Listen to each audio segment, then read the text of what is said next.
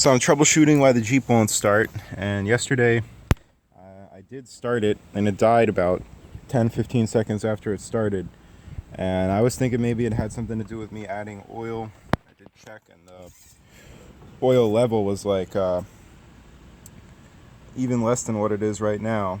Of course the engine's cold, so most of it's sitting down in the oil pan, but it was almost dry, so I added maybe a third of a quart, and then I started it, and then 15 seconds later it died, and I was worried maybe I added too much oil. The oil light did come on.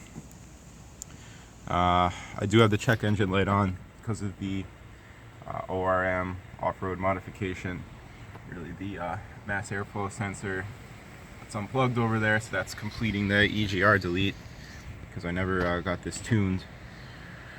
But went with the SEGR. But either way, today took a closer look. I had to rush off to work yesterday, so I really didn't have time to look at this any closer.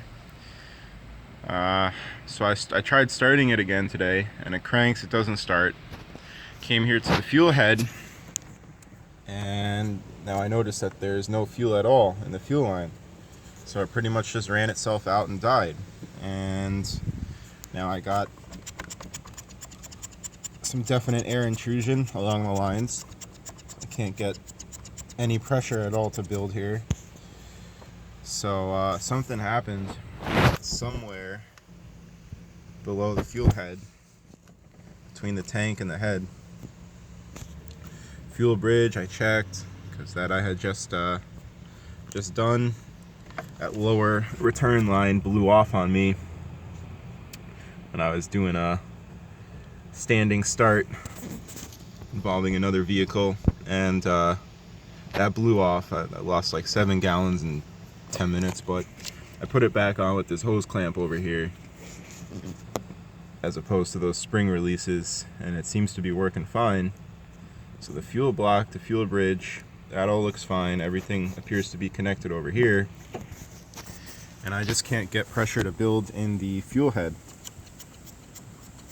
Got underneath, I didn't see any obvious tears or holes or anything like that along the fuel line, and I should have about a third of a tank of diesel, which I believe to be true. The gauge always worked fine, but I'm just dry on fuel here. I got no fuel at all to the fuel head, so I'm gonna have to take a closer look underneath and see if I can find where this leak is coming from.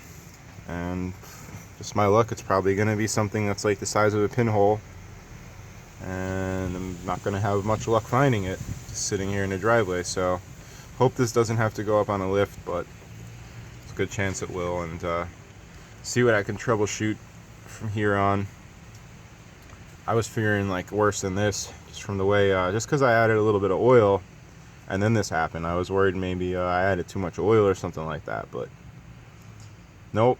It seems there's just no fuel at all coming up to the fuel head, so we'll have to check it out.